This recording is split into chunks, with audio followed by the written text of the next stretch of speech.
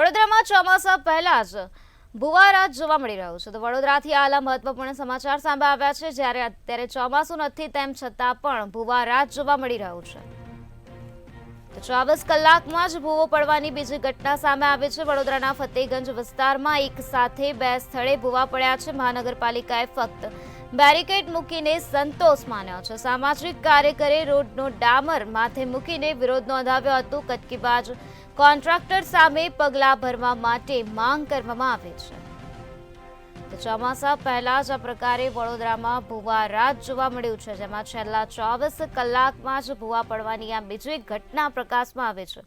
વડોદરાના ફતેગંજ વિસ્તારમાં એક સાથે બે સ્થળ પર ભૂવા પડ્યા છે.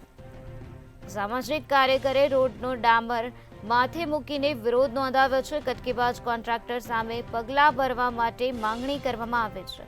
મહાનગરપાલિકાએ ફક્ત બેરિકેડ મૂકીને સંતોષ માન્યો છે. આ પ્રકારના કોન્ટ્રાક્ટર સામે કડકમાં કડક કાર્યવાહી કરવામાં આવે તેવી માંગણી કરવામાં આવે છે. સામાજિક કાર્યકરે રોડનો ડામર માથે મૂકી અને પોતાનો વિરોધ દર્શાવ્યો છે.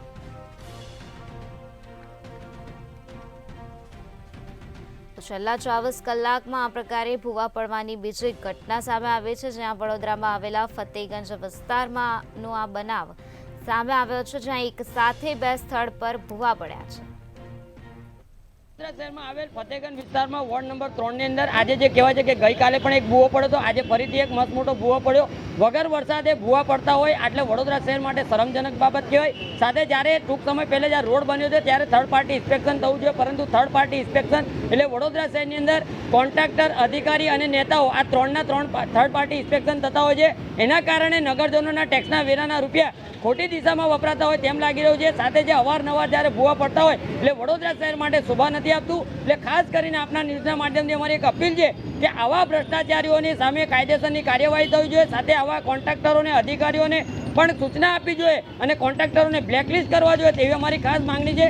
માનનીય વડાપ્રધાન સાહેબ ભ્રષ્ટાચાર મુક્ત ભારતની વાત થતી હોય, પરંતુ એમનું જ્યારે કોઈ પણ જાતનો અહીંયા ગાડી તમે જો કે વડોદરા શહેરની અંદર કોઈ સાંભળવા તૈયાર નથી. એટલે ખાસ કરીને વડોદરા શહેરના નેતાઓએ પણ આગળ આવી અને આવા કોન્ટ્રાક્ટરોને બ્લેકલિસ્ટ કરવા જોઈએ અને આવા અધિકારીઓને